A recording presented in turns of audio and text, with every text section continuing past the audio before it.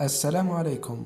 إذا كنت من محبي المنتخب الجزائري فأدعوك للاشتراك في القناة ليصلك كل جديد.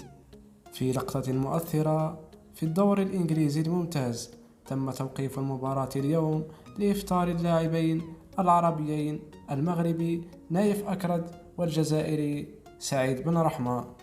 القرار جاء به الاتحاد الإنجليزي وطلب جميع الحكام بتوقيف المباراة إذا كان هناك لاعب مسلم وحان وقت الإفطار.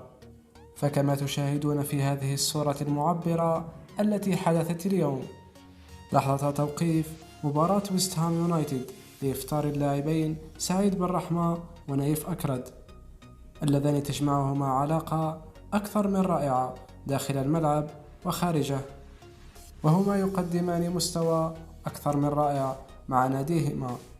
والجميل في الأمر أنهما يساندان بعضهما كثيرا، فمثلا عند تسجيل أحدهما لهدف يفرح الآخر كأنه هو المسجل، ليثبتا الأخوة التي بينهما ويردا بقوة على أصحاب الفتنة.